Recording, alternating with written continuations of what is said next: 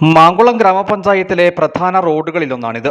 ആദിവാസി ഇടങ്ങളിൽ നിന്നുള്ള നൂറുകണക്കിന് കുടുംബങ്ങൾക്ക് പുറംലോകത്തേക്ക് യാത്ര ചെയ്യാനുള്ള ഒരേയൊരു മാർഗമാണ് ഈ പാത. പക്ഷേ കഴിഞ്ഞ 5 വർഷത്തിലധികമായി ഈ റോഡ് പ്രദേശവാസികൾക്ക് നൽകുന്ന ദുരിതം ചെറുതല്ല. 2018 പ്രളയകാലത്തായിരുന്നു ഈ റോഡ് തകർന്നത്.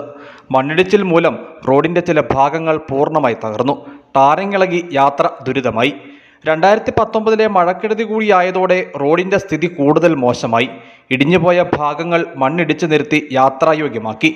അന്ന് തൊട്ട് ഇന്നുവരെ യാത്രായോഗ്യമായ റോഡിനു വേണ്ടി കാത്തിരിക്കുകയാണ് പ്രദേശവാസികൾ.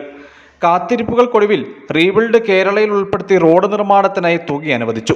2022 മാർച്ച് 26 നിർമ്മാണ ഉദ്ഘാടനം നടത്തി നിർമ്മാണ ജോലികൾക്ക് തുടക്കം കുറിച്ചു. 3 ദിവസങ്ങൾ കൂടി കഴിയുമ്പോൾ റോഡ് നിർമ്മാണം ആരംഭിച്ചിട്ട് 2 വർഷം പൂർത്തിയാവുകയാണ്. വേനൽ മഴ പെയ്തതോടെ ചിലയിടങ്ങളിൽ വലിയ വെള്ളക്കെട്ട് രൂപം കൊണ്ടു.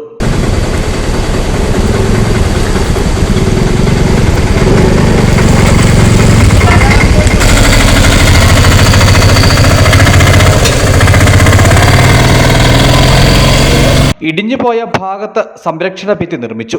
മണ്ണ് ജോലികൾ നടത്തി മെറ്റൽ വിരിച്ചു. ചിലയിടത്ത് കലുങ്കുകൾ നിർമ്മിച്ചു. ഏതാനും ചില ഭാഗത്തെ കോൺക്രീറ്റ് ജോലികളും നടത്തി. പക്ഷേ നിർമ്മാണം ആരംഭിച്ച് 2 വർഷത്തോടടുക്കുമ്പോഴും ടാറിംഗ് ജോലികൾ പൂർത്തീകരിച്ചിട്ടില്ല.